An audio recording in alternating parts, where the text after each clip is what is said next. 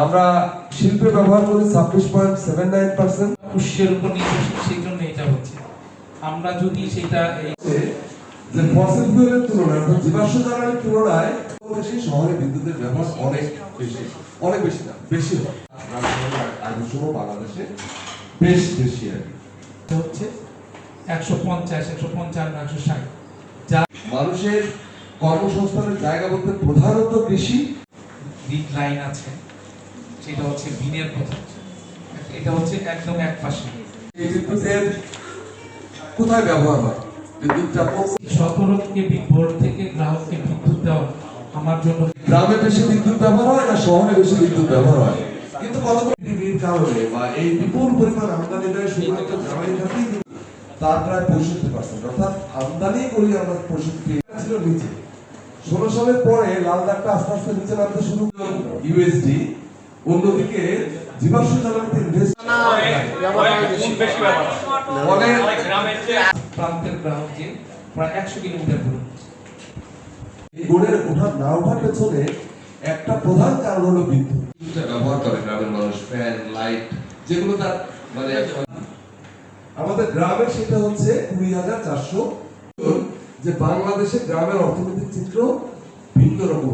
এগুলো ভোটার আগে কতগুলো কথা বলেছি, গুণগত মান ও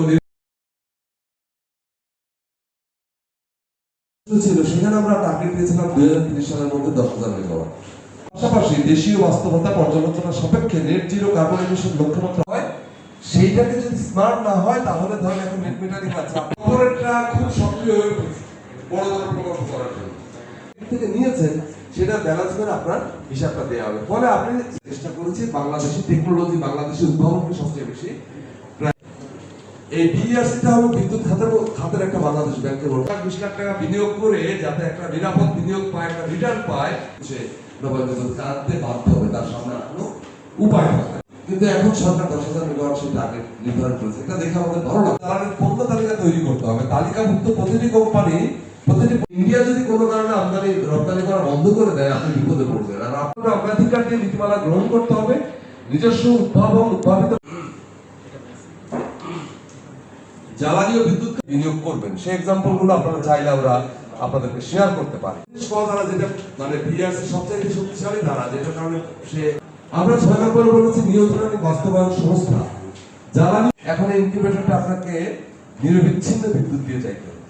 সরকার আসার পরে জ্বালানি সেক্টর এবং গত ইন্টারনেট ঘোষণা করেছে। আমরা যদি আমাদের নেট জিরো 40 এর মধ্যে করতে না পারি, এজন্য সৌর প্যানেল যেটা আছে একটা বাড়িতে, বাসা বাড়িতে 20 থেকে 25,000 টাকা হলেই একটা সৌর প্যানেল বসানো সম্ভব হয়, যার দ্বারা যে আমাদের 7 ইউনিট যেটা ব্যবসায়িক প্রায় 13-14 টাকা পড়ে যায়, আমাদের ওই টাকাও সাশ্রয়ী হয়, প্লাস জাতীয় গ্রিডের উপরে চাপ কমে, আমাদের বৈদেশিক মুদ্রাও সেক্ষেত্রে যে বিদেশে চলে যাচ্ছে আমাদের যে টাকা, সেটাও সাশ্রয়ী হয়।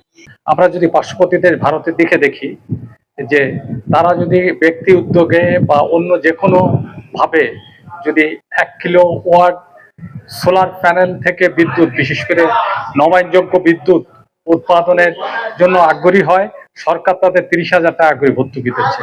যদি 2 কিলো করে যদি বিদ্যুৎ উৎপাদনের ব্যাপারে আগ্রহী হয়, সেখানে তারা 60,000 টাকা তাদেরকে ভর্তুকি দিচ্ছে।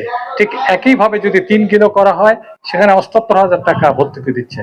সরকার সেখানে তাদেরকে আগ্রহী করে তুলছে যাতে বিদ্যুৎ উৎপাদন হয় এবং নবায়নযোগ্য আমরা জীবাশ্ম যে বিদ্যুৎ সেদিকে যেন আমরা না ঝুঁকি। তাহলে আমাদের বলা হচ্ছে যে 100 বছর চলবে সারা পৃথিবীতে এই বিদ্যুৎ, কিন্তু আমাদের বাংলাদেশের যে আমরা জলবায়ু পরিবর্তনের অবস্থা দেখতে পাচ্ছি, তাতে বাংলাদেশের আমাদের যে সোর্সগুলো রয়েছে বিদ্যুতের বা জ্বালানির, সেগুলো 20 বছর 25 বছরের বেশি চলবে না বলে আমি মনে করি। সাতক্ষীরা বিদ্যুৎ সমস্যা ভীষণ প্রকট, আর নারীদের জন্য এই সমস্যাটা আরো বেশি, কারণ নারীরা বিদ্যুতের সাথে অনেকগুলো বিষয় বিদ্যুতের সাথে জড়িত, এবং দেখা যায় গ্রাম অঞ্চলে নারীদের আরো বেশি কষ্ট। বিশেষ করে সাতক্ষীরা সমগ্র দেশকে এগিয়ে নিয়ে জন্য আজকের যে জ্বালানির বিকল্প জ্বালানির উৎস খুঁজে বের করার আবশ্যকতা উঠে এসেছে, সেটা হলো বিদ্যুৎ, সোলার পাওয়ার প্লান্ট স্থাপন।